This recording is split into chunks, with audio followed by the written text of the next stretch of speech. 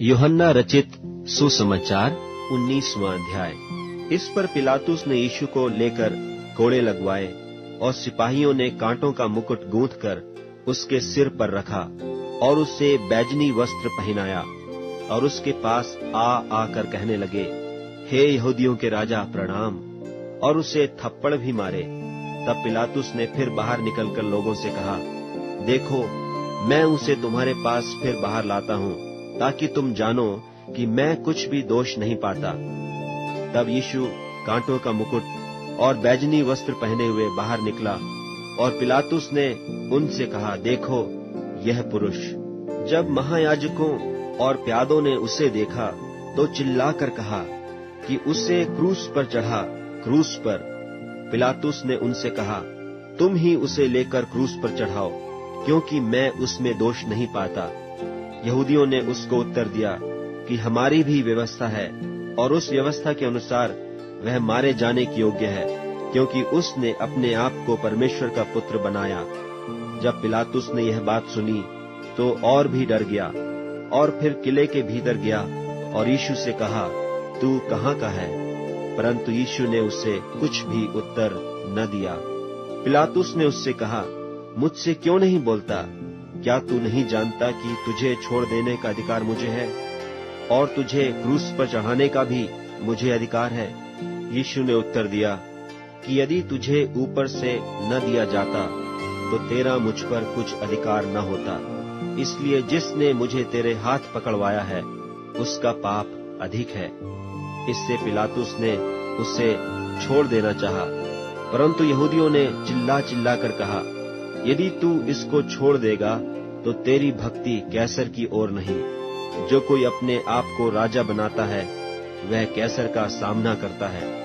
ये बातें सुनकर पिलातुस यीशु को बाहर लाया और उस जगह एक चबूतरा था जो इब्रानी में गब्बता कहलाता है, और न्याय आसन पर बैठा। यह फसह की तैयारी का दिन था और 6 घंटे के लगभग था।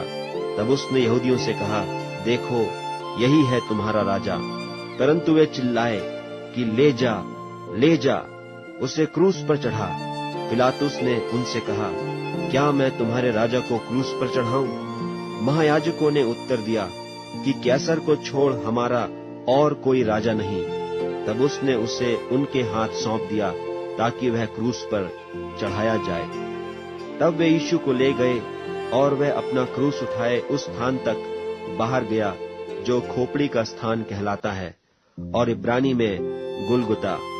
वहां उन्होंने उसे और उसके साथ और 2 मनुष्यों को क्रूस पर चढ़ाया, एक को इधर और एक को उधर, और बीच में यीशु को। और पिलातुस ने एक दोष पत्र लिखकर क्रूस पर लगा दिया और उसमें यह लिखा हुआ था, यीशु नासरी, यहूदियों का राजा।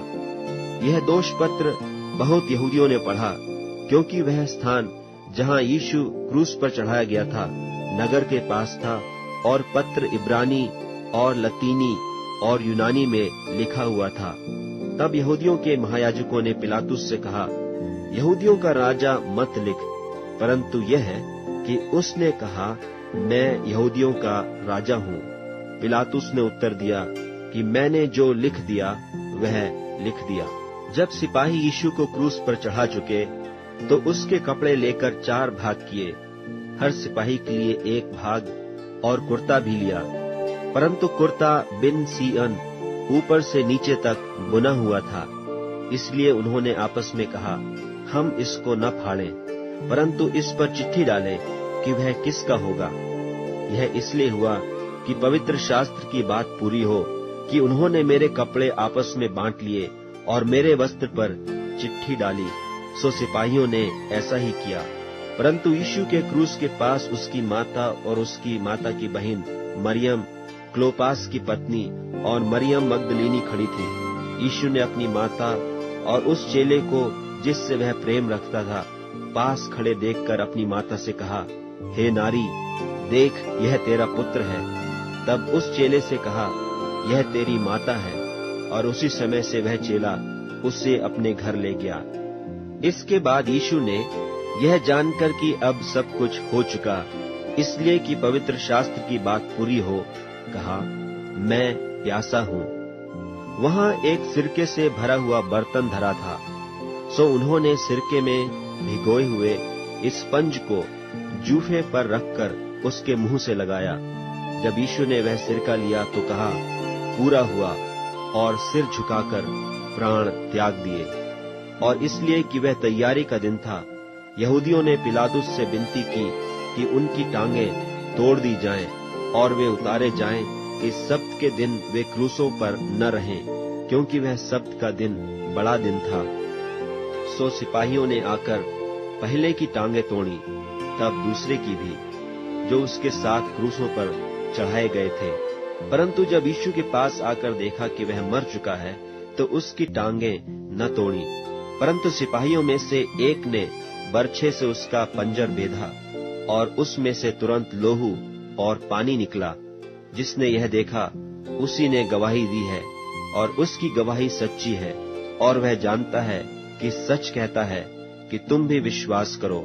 ये बातें इसलिए हुई कि पवित्र शास्त्र की यह बात पूरी हो कि उसकी कोई हड्डी तोड़ी न जाएगी। फिर एक और स्थान पर यह लिखा है कि जिसे उन्होंने बेधा है उस पर दृष्टि करेंगे। इन बातों के बाद अरमतियाह के यूसुफ ने, जो यीशु का चेला था परंतु यहूदियों के डर से इस बात को छिपाए रखता था, पिलातुस से विनती की कि मैं यीशु की लोथ को ले जाऊं, और पिलातुस ने उसकी विनती सुनी और वह आकर उसकी लोथ ले गया। निकोदेमुस भी, जो पहले यीशु के पास रात को गया था, 50 सेर के लगभग मिला हुआ गंधरस और एलवा ले आया। तब उन्होंने यीशु की लोथ को लिया और यहूदियों के गाड़ने की रीति के अनुसार उसे सुगंध द्रव्य के साथ कफन में लपेटा। उस स्थान पर जहां यीशु क्रूस पर चढ़ाया गया था, एक बारी थी, और उस बारी में एक नई कब्र थी जिसमें कभी कोई न रखा गया था। सो यहूदियों की तैयारी के दिन के कारण उन्होंने यीशु को उसी में रखा, क्योंकि वह कब्र निकट थी।